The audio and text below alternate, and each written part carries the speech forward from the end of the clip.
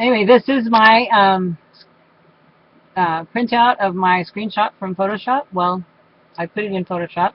I did set my margins to 1/2 inch, but my web page was a little bit longer than, so in order to fit the length of it on and not pull it out of proportion, it just wasn't as wide to go over to the 1/2 inch margin over on the side.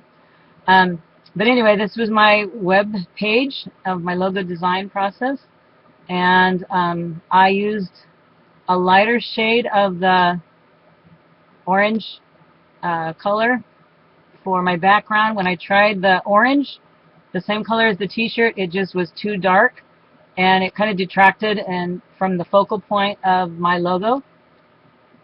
So I lightened it up a little bit.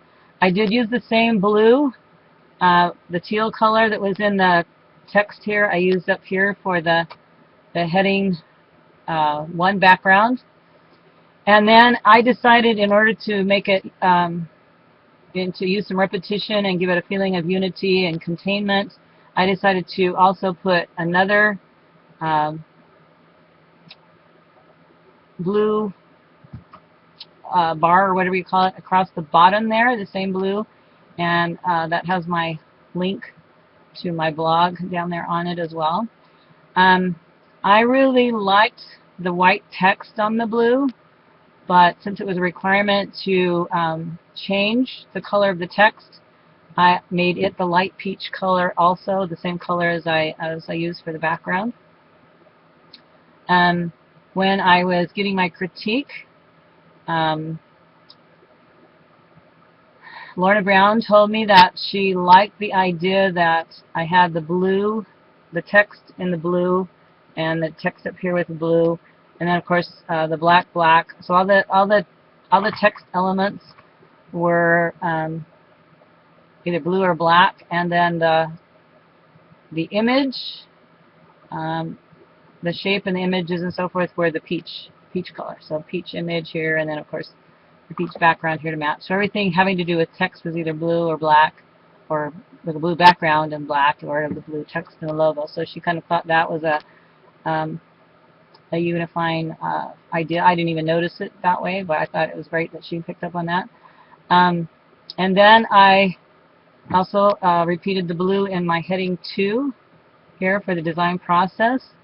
I tried to space out my bullets just a little bit so that they would not be too far apart. They would still look unified and nicely grouped, but also have some breathing space in between them.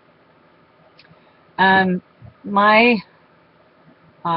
also told me that she thought there was too much text in my first paragraph up here. But when I looked at it and was thinking about trying to break it into 2 paragraphs, it was really all about the same thing. And since my audience is my teacher, I'm hoping that it's not too much for her to look at in 1 paragraph. Normally maybe I wouldn't do that, but it was explaining what I was doing, and it's all in 1 paragraph. So anyway, it's kind of part of this class.